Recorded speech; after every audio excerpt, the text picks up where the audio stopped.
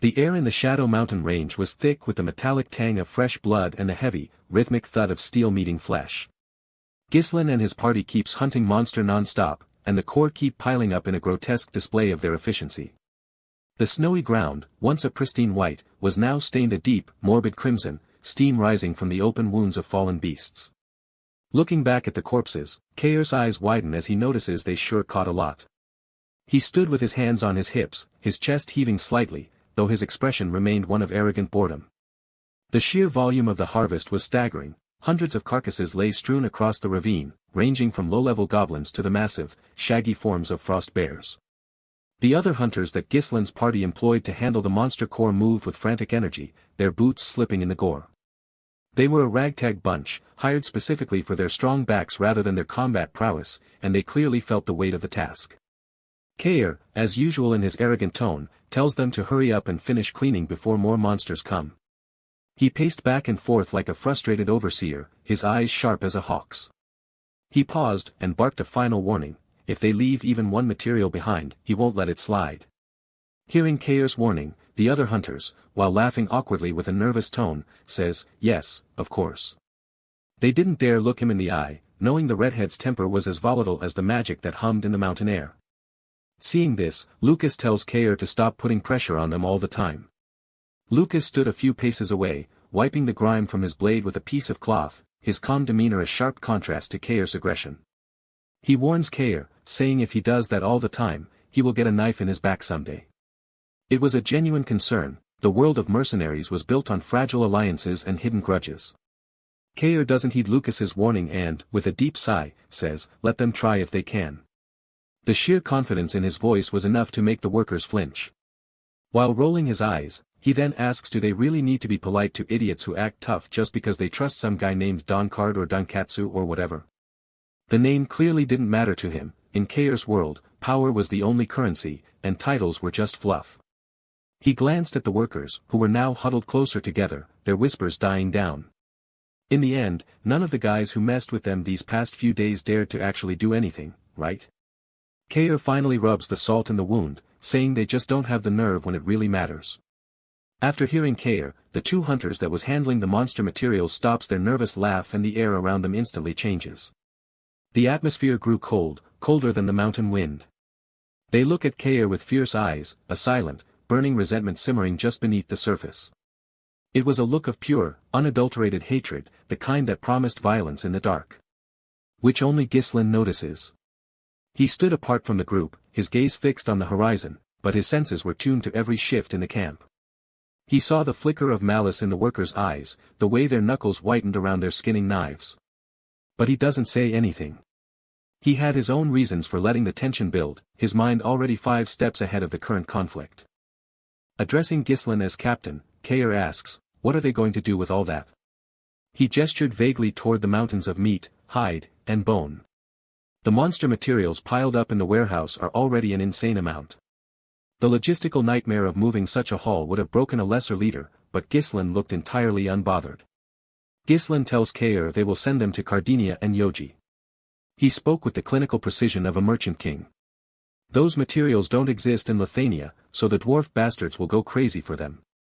He knew the value of rare resources. To the dwarves, these frost-tempered bones and high-mana hides were worth more than gold. Ghislain continues, he already sent a letter to Claude to organize a transport team, so they will arrive soon.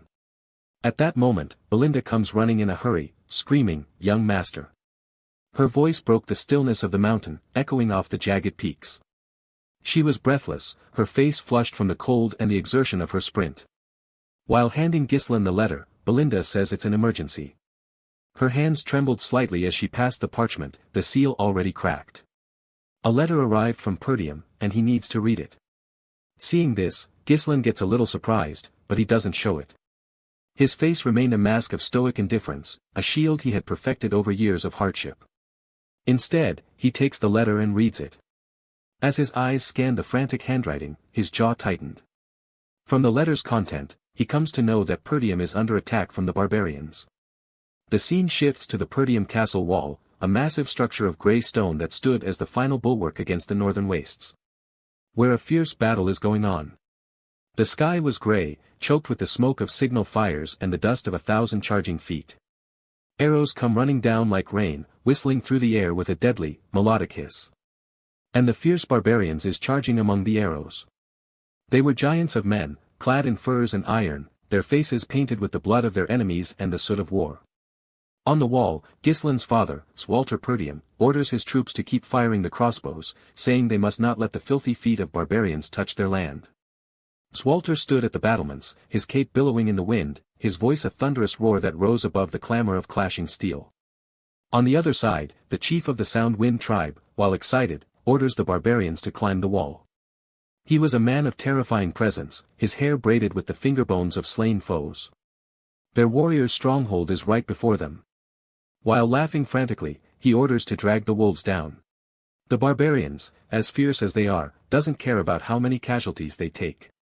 They were a tide of muscle and rage, stepping over the fallen bodies of their brothers to reach the stonework. Among rain of arrows, they still keeps climbing the wall, their hooked axes digging into the mortar.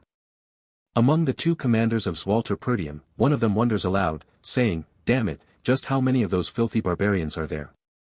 He wiped sweat and blood from his brow, his eyes wide with a growing sense of dread. Are they really trying to take Perdium down? The other commander says those barbarian bastards, they have attacked before, but they have never seen an offensive on this scale. The sheer numbers were unprecedented, a sea of fur and steel that seemed to stretch back to the very edge of the world. One of the commander, addressing his lord Cecil Perdium as brother, urges, saying this really doesn't look normal this time. He grabbed Cecil's arm, his voice straining with urgency. He asks, shouldn't they request reinforcements from the young master, meaning Cecil Perdium? In a panic, he says they need to send a letter immediately. But Cecil stops his commander, saying, absolutely not. His voice was cold, final, and steeped in a stubbornness that bordered on madness. Due to his pride, Cecil says this is not Gislin's concern. He looked out over the battlefield, his eyes reflecting the fire of the burning siege engines. But the Lord of Perdiums, the Wolf of the North. He referred to himself with a grim reverence. They don't need reinforcements. He would rather see the walls crumble than admit to his son that he could not hold his own gates. As Gislen finished reading the letter, he thinks according to the letter, 6 barbarian tribes have formed an alliance and are attacking Perdium's northern fortress. The information was staggering. Gislen wonders barbarian attacks have always happened, but forming an alliance never happened. Even in his previous life, such a thing was unheard of. The tribes were too fractured, too consumed by their own blood feuds to ever unite under a single banner. And half of the army has already been sent to Perdium. Gislen realizes that his father is not someone who would send a letter of something trivial. Cecil was a man of iron and silence, for a message to even reach this far meant the situation was dire beyond words. If 6 tribes really did unite, then it's not impossible, but still, something feels off. He could smell a trap, a hidden hand moving the pieces on the board of the north. Belinda gets very worried, seeing her young master's face. She knew the subtle shifts in his expression better than anyone, and the shadow currently crossing his brow chilled her to the bone. Lucas asks his lord what will he do, his hand resting instinctively on the hilt of his sword. And as usual, Kair scoffs, saying he was just getting warmed up. Kair didn't seem to care about the politics or the danger, he only saw another chance to prove his strength. Gislen informs his party, telling them for now, they are withdrawing for the day. He folded the letter carefully, his mind already calculating the fastest route back. Since the authenticity of this letter hasn't been confirmed, they will return to the lodgings. But before he could finish speaking, he notices something is amiss. The forest had gone silent. No birds chirped, and even the wind seemed to hold its breath. A faint metallic click reached his ears, the sound of a crossbow trigger being set. He immediately tells his party to jump. They immediately jumps after hearing their lord. Their reflexes, honed by weeks of non-stop hunting, were lightning fast. As they jumps, several arrows from crossbows flies past them. The bolts hiss through the space where their chests had been a millisecond before, thudding into the trees with enough force to splinter the bark. They barely avoids getting hit by arrows by jumping. Doncard, with his hunters, ambushes Gislen's party. He emerged from the shadows like a ghost of the forest, his face twisted into a smirk of predatory triumph. At that very moment, before Gislen's party's foot even touches the snow-filled ground, several hunters charges at them from various directions.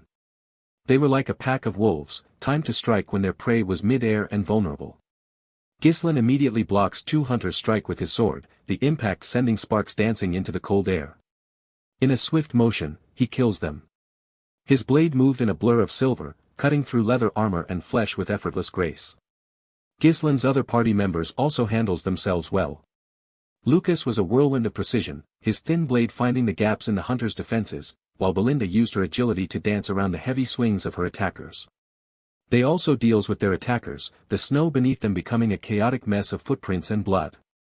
Doncard, seeing his initial strike fail, grunted in frustration. With his huge stone pillar, he strikes the snow downward from an upper point. The weapon was massive, a slab of ancient rock etched with crude runes. The force of the blow was cataclysmic, causing an avalanche towards Ghislain's party.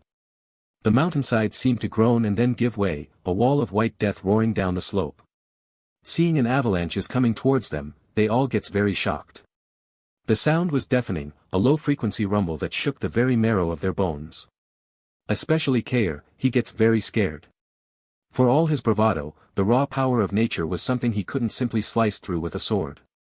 Belinda also gets worried, she asks Ghislain, "What should we do?" Her voice was nearly drowned out by the approaching wall of snow. Without saying anything, Ghislain lunges his sword in the ground and tells the others to get behind him. His voice was a pillar of calm in the storm. Everyone does as Ghislain ordered, huddling in his shadow as the world turned white. And thus the terrifying avalanche hits them. The weight of the snow was immense, enough to crush a carriage into splinters. But Ghislain protects his party members by wrapping them aura, making a protective barrier. A translucent dome of golden energy erupted from his blade, the snow parting around it like water around a stone. It was a staggering display of mana control, his will manifesting as an unbreakable shield. Seeing their shadows in the fleeting snow, Doncard clearly gets disappointed as his trick didn't work. He had expected to see their broken bodies at the bottom of the slope, not a shimmering sphere of defiance. As the snow clears, the dust of the avalanche settling into a heavy mist, Kair points his sword at Doncard, saying, "So he came really prepared." His fear had been replaced by a burning, indignant rage.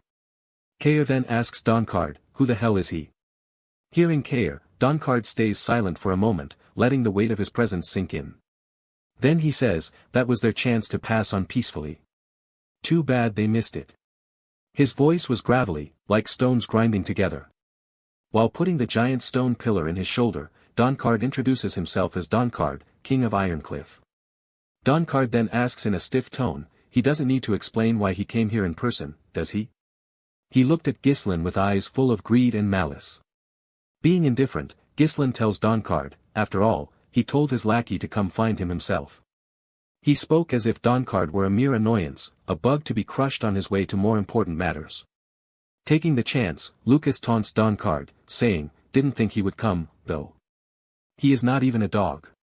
The insult was sharp and landed with a satisfying sting. Kair, as usual in his arrogant tone, tells Doncard, "So he is the idiot playing king here." Kair asks, "Isn't he supposed to avoid killing people under the rules here? Just because they call him a king, does he think he is above the rules?" Hearing that, Doncard simply smiles, a terrifying expression that showed too many teeth. "Of course rules are important," he says, his voice dripping with sarcasm. "He never said he would kill them." Then, with a smug smile, he says, "But this is the middle of the Shadow Mountain Range. It wouldn't be strange if 1 or 2 people got killed by monsters here, would it?" It was the classic excuse of a murderer in the wild, blame the beasts for the work of men. Both Belinda and Kair scoffs after hearing Doncard, as if they didn't even take Doncard's threat seriously. They had faced far worse than a self-proclaimed king in these mountains. Doncard then asks who's the leader. He looked between Ghislain and Kair, trying to gauge who held the real power. As Kair is about to point towards Ghislain, putting his hand on Kair's shoulder, Ghislain says it's this guy. The one who will become the king of Ironcliff. He shoved Kair forward slightly, the declaration hanging in the air like a prophecy. Kair gets pure dumbstruck hearing that. His jaw dropped, his mind racing to process the weight of Ghislain's words. Doncard doesn't like it and grits his teeth in anger, his knuckles turning white on the handle of his stone pillar. He asks Ghislain, "Were you the one?" His pride was wounded, he had been dismissed in favor of his subordinate. With a straight face, Ghislain says, "Unfortunately, something came up." He didn't offer any further explanation, his mind already back in Perdium, calculating the travel time. Among the commotion, Kair stays silent for a moment as if he is in deep thinking. He looked at Dankard, then at his own hands, then at the sword that had never failed him. He then smiles and, while pointing his blade at Dankard, he tells his lord to go ahead and take care of things. I will crush this guy right here. After hearing Kair, Ghislain starts leaving with Belinda and Lucas. He didn't look back, his trust in Kair absolute. While leaving, Lucas reminds Kair not to die. It would be a pain to find a new redhead, he added with a smirk. The other hunters gets very angry seeing Ghislain's behavior as they didn't even took them seriously. They felt insulted, ignored by the very man they had come to kill. Then two hunters charges towards Ghislain, screaming in fury. Asking, where do they think they are going, pulling back like that? They brandish their axes, their eyes red with murderous intent. As Ghislain is about to strike down the two charging hunters, his hand moving toward his hilt, in a single strike Kair kills them before Ghislain could do anything. Kair's blade flashed like a bolt of lightning, a horizontal arc that ended the lives of both hunters in a spray of crimson. Kair then taunts the hunters, asking, why are they looking away? Their opponent is him. He stood between Dankard's men and his retreating captain, a solitary red-headed demon in the snow. Seeing this, Dankard sighs and tells Kair, he sure is confident. He shifted the weight of his stone pillar, the air around him beginning to vibrate with his own dark mana. All the other hunters immediately charges towards Kair. They came from all sides, a chorus of battle cries and clanking mail. But Kair's gaze doesn't waver, as he is determined to win this fight for his captain. He felt a new sense of purpose, a fire in his chest that burned hotter than his usual arrogance. Kair parries the first hunter's strike, the vibration of the impact traveling up his arm. In a counterattack, he slices him in half, the man's upper torso sliding away in a sickening thud. As the second hunter is about to strike him, aiming for his exposed flank, he blocks it with his sword and then in swift motion Kair kills the second hunter also. As Kair keeps killing the hunters one by one without stopping, his movements becoming a bloody dance of death, he felt the world slow down. He was in the zone, every muscle and instinct working in perfect harmony. Suddenly, he sees the giant stone pillar, Dankard's weapon, is about to strike him. The sheer mass of the weapon displaced the air, creating a localized pressure wave. In the last moment, Kair avoids the sudden attack, the pillar smashing into the ground where he had been standing and cratering the frozen earth. Dankard then pulls back his weapon with surprising speed and again charges towards Kair, the stone runes glowing with a dull, menacing light. But this time also, Kair avoids the attacks, his body twisting and turning like a leaf in a gale. Calling Kair redhead, Dankard tells him he fights pretty well for someone alone. He stopped for a second, breathing heavily, his eyes narrowing. He then offers Kair, how about working for me? I will treat you well. While making a sick gesture with his tongue, licking his lips in a way that made Kair's skin crawl, Dankard says the two of them would make a great team. We could rule this whole range together, he added, his voice slick with false promises. Kair gets disgusted by Dankard's gesture and the oily tone of his voice. He spat on the blood-stained snow, his eyes full of contempt. In an arrogant tone, he asks, how could a wolf ever serve under a pig? The comparison was clear, Dankard was a greedy, bloated animal, while Kair was a predator built for the hunt. Kair then declares, his voice ringing out across the clearing and reaching the ears of the retreating Ghislain, starting today, I am the king here.